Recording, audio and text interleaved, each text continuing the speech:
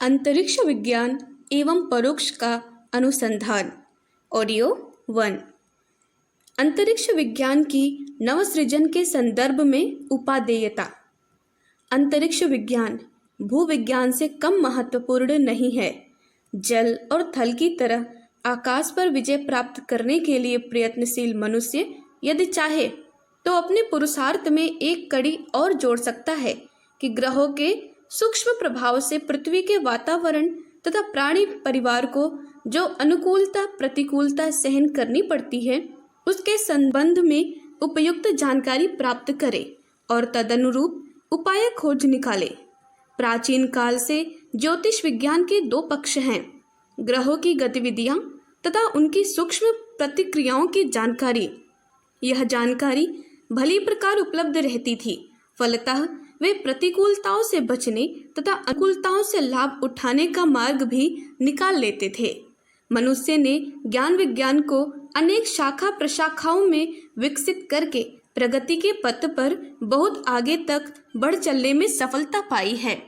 ग्रह विद्या का महत्व इन सबकी तुलना में कम नहीं वरन अधिक ही है।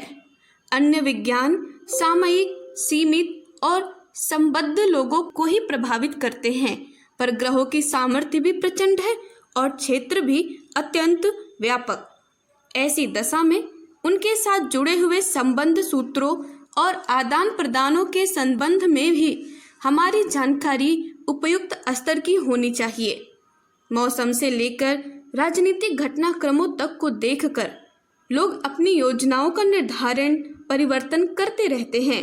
ग्रहों की स्थिति से उत्पन्न प्रभावों के संबंध में भी यह तथ्य कम महत्वपूर्ण नहीं है। अनुकूलताओं का, संभावनाओं का यदि पूर्वाभास मिल सके तो निश्चय ही वैयक्तिक एवं सामूहिक सुख शांति एवं प्रगति के ऐसे सूत्र मिल सकते हैं जो उज्जवल भविष्य की संरचना में अत्यंत लाभदायक सिद्ध हो सके।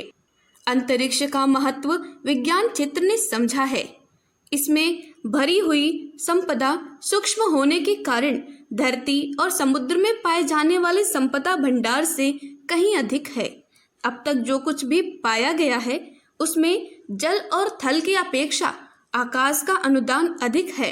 वर्षा आकाश से होती है, हवा भी आकाश में भरी है, बिजली, रेडियो, लेजर आदि के संचार आकाश से हैं। ध्वनि, ताप, प्रकाश आदि की तरंगों का प्रवाह आकाश में ही चलता है। धरती को अंतर्ग्रही अनुदान भी उसी क्षेत्र से मिलते हैं। अदृश्य जगत की सत्ता उसी का घोल है। दिव्य प्राणी इसी में निवास करते हैं। विचार तरंगे इसी में परिभ्रमण करती हैं। ऐसे ऐसे अनेकों आधार हैं जिनसे स्पष्ट है कि दृश्य भूमंडल की तुलना में अदृश्य आकाश में विद्यमान संपदा का महत्व और स्तर असंख्य गुना अधिक है। अध्यात्म विज्ञानी तो अनादिकाल से अपनी गतिविधियों को आकाश पर केंद्रीभूत रखे रहे हैं। अदृश्य जगत, सूक्ष्म जगत ही उसका उत्पादन क्षेत्र रहा है। उस कमाई का दृश्य पृथ्वी पर तो खर्च भर करते हैं। रिद्धि और सिद्धियों का प्रयोग प्रदर्शन भी प्रत्यक्ष है। यह तो उपार्जन का प्रयोग उपभोग करना भर है। जहाँ से यह सब कमाया जाता है वह परोक्ष है। परोक्ष का विस्तार आकाश में है। मानवीय अंतराल में तो उसकी बीज सत्ता भर है। साधना का आरंभ अंतराल में किया जाता है, पर उस आरंभ को प्रतिफल तक पहुंचने के लिए अंतरिक्षीय शक्तियों का ही सहयोग लेना पड़ता है। जिस भूभाग पर हम रहते हैं उसका विस्तार लगभग 17 करोड़ वर्ग मील है एवं उसका 3/4 हिस्सा पानी से ढका है। मात्र जल से भरा हुआ कुल क्षेत्र 13 करोड़ 16 लाख वर्ग मील पड़ता है। अंतरिक्ष का विस्तार असीम है। जैसे जैसे ऊपर की ओर बढ़ते हैं अंतरिक्ष की परिधि उसी अनुपात में बढ़ती प्रतीत होती है। प्रकृति की संपदाएं जितनी पृथ्वी के गर्भ और उससे जुड़े वातावरण में सिमटी हैं उसकी तुलना में अंतरिक्ष में कहीं अधिक परिमाण में सन्निहित हैं। अस्तु विस्तार की दृष्टि से ही नहीं वरन भौतिक संपदा की दृष्टि से भी अंतरिक्ष पृथ्वी की अपेक्षा कहीं अधिक संपन्न है। ऐसी स्थिति में अंतरिक्ष विज्ञान का महत्व भूविज्ञान की तुलना में कहीं अधिक बढ़ जाता है। जल और थल की तरह मनुष्य यदि चाहे तो अंतरिक्षीय खोज में एक और कड़ी जोड़कर ग्रहों की गति और स्थिति से पृथ्वी के वातावरण तथा प्राणी जगत को किस प्रकार की अनुकूलताएं और प्रतिकूलताएं सहन करनी पड़ती है, इस जानकारी से लाभान्वित हो सकता है। प्राचीन काल में ज्योतिर्विज्ञान आज के भौतिक विज्ञान की भांति ही सुविकसित था।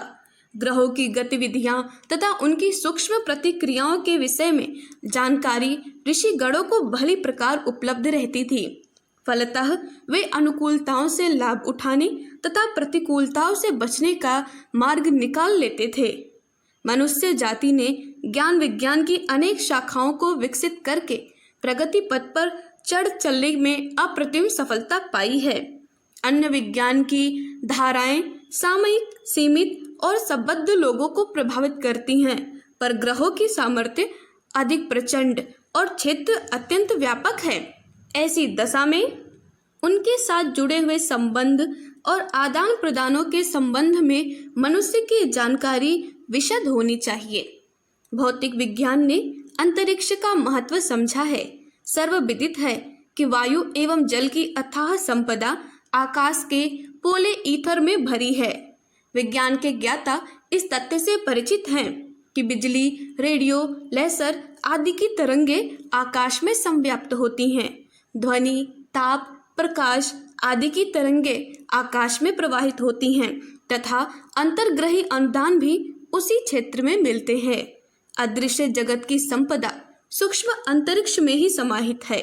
विचार तरंगे इसी परिसर में परिभ्रमण करती रहती हैं। ऐसे अनेकानेक आधार हैं जिससे स्पष्ट है कि भूमंडल की तुलना में अंतरिक्ष में विद्यमान संपदा का महत्व और स्तर असंख्य गुना अधिक है। अध्यात्मवेत्ता अनादिकाल से ही अपनी गतिविधियों को अंतरिक्ष पर केंद्रीभूत रखे रहे हैं। उनकी सामर्थ्यों का उत्पादन क्षेत्र अदृश्य जगत, सूक्ष्म जगत रहा है। रिद्धि सिद्धियां, भौतिक और आध्यात्मिक विभूतियां दिखाई तो प्रत्यक्ष रूप में पड़ती हैं, किंतु इनका उपार्जन परोक्ष जगत से ही संभव हो पाता है। मानवीय अंतराल में तो उसकी बीज सत्ता भर विद्यमान है, परंतु वह सुविकसित होने और विभूतियों को करतलगत करने में अदृश्य सूक्ष्म जगत का ही अवलंब लेता है। साधना की तो जाती है अंतराल में, पर उसका प्रतिफल दैवी शक्तियों का सहयोग लेने पर ही मिलता है। वैज्ञानिकों को लेसर से लेकर मृत्यु किरणों तक एक से बढ़कर एक शक्तियां आज आकाश से ही उपलब्ध हो रही हैं, जो सृजन अथवा ध्वंस का दोनों का ही उद्देश्य पूरा करती रह सकती हैं। इन्हें युद्ध आदि में प्रयुक्त कर अणु विस्फोट जैसी विभीषिका उत्पन्न की जा सकती है। सदुपयोग द्वारा सुविधा संवर्धन हेतु बहुमूल्य उपलब्धियां भी प्राप्त की जा सकती हैं। इन दिनों रेडियो, तार, टेलीफोन, टेलीविजन आदि संचार यंत्रों में छोटे छोटे उपग्रहों से अनेकों देशों में काम लिया जा रहा है, जो पूर्णतया सफल रहा है। यह पद्धति सरल और सस्ती भी पड़ रही है। अब मौसम में इच्छानुकूल हेर फेर की बात भी सोची जा रही है। ऋतुओं पर नियंत्रण कर गर्मी सर्दी घटा बढ़ा लेने, इच्छानुकूल क्षेत्र में वर्षा करा लेने के प्रयोग परीक्षण भी चल रहे हैं। यदि ये सफल रहे तो मानवीय सुविधा संवर्धन में भारी प्रगति हो सकती है। इस विपुल ऊर्जा के सर्वसुलभ होने के साथ साथ समुद्र की लहरों से सीधे बिजली बना लेने और उसके खारे जल को मीठा कर लेने में भी कोई विशेष कठिनाई नहीं होगी। इस स्वप्न को साकार करने में वैज्ञानिक प्रतिभाएं जी जान से लगी हुई हैं। उन्हें सफलता भी मिली है, लेकिन उज्जवल सपनों के साथ जुड़ा हुआ एक निराशाजनक पक्ष भी है। वह है आविष्कारों एवं तकनीकी विकास से उत्पन्न होने वाले प्रदूषण संकट का। इस दृष्टि से पिछली प्रगति अधिक महंगी पड़ी है।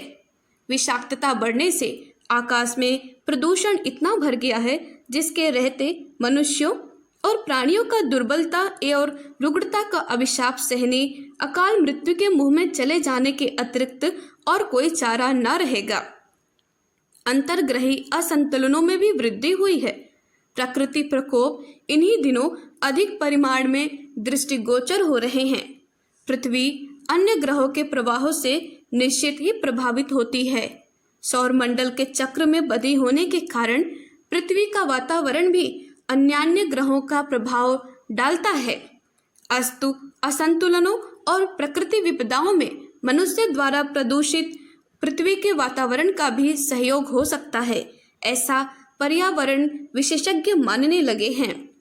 विषाक्तता के परिशोधन का कोई कारगर उपाय नहीं सूझ रहा।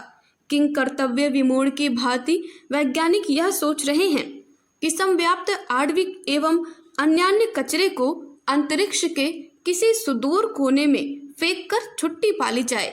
यह युक्ति मनुष्य के लिए कोई हानिकारक प्रभाव नहीं उत्पन्न करेगी, यह संदिग्ध है। अंतरिक्षीय क्षेत्र में बढ़ते हुए तकनीकी कदमों के साथ बढ़ते उपग्रहों की संख्या भी भावी विभीषिकाओं का एक निराशाजनक पहलू प्रस्तुत करती है, जिसे नज़रअंदाज नहीं किया जा सकता।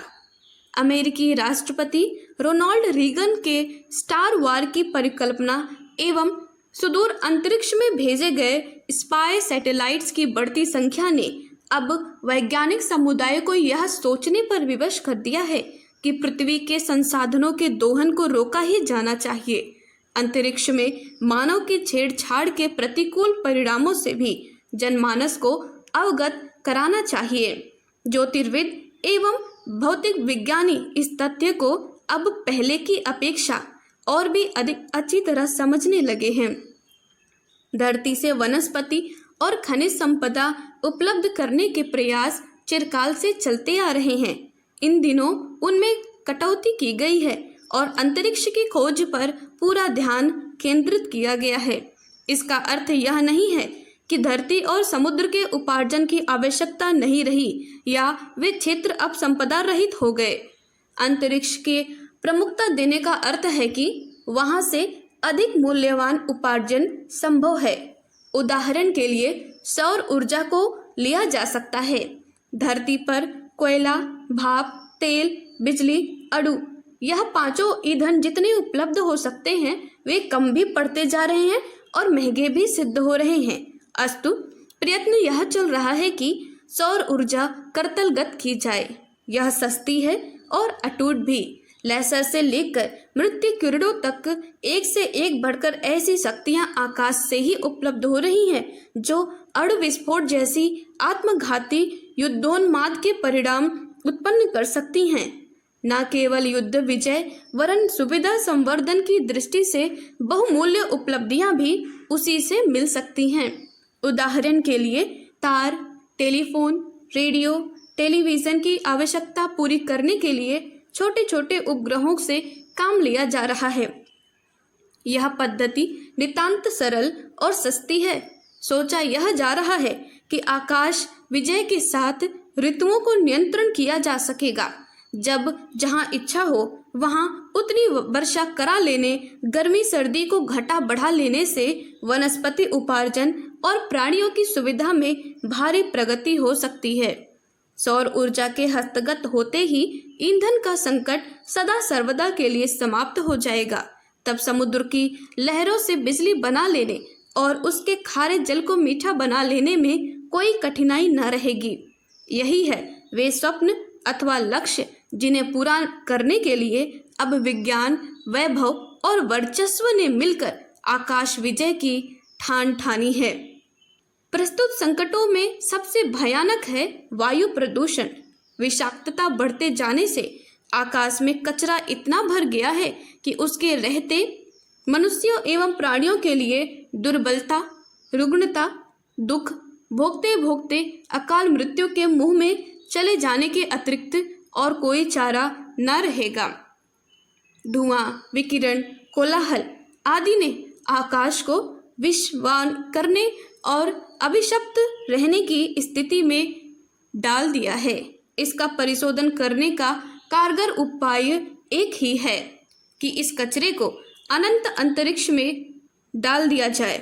पर ऐसा वैज्ञानिक सोचते हैं, पर यह गलत है। इसे कहीं अन्यत्र ढकेल दिया जाए। धरती के इर्द गिर्द फैले हुए वायुमंडल के घेरे में इस अभिवृद्धि को कैसे रोका जाए, जो भरा हुआ है उसे शुद्ध कैसे किया जाए, इन दोनों प्रश्नों के कोई उत्तर सूझ नहीं रहे हैं। साथ ही यह तक नहीं सूझ रहा है कि दिन दिन बढ़ने वाला कचरा किस प्रकार रुक सकता है।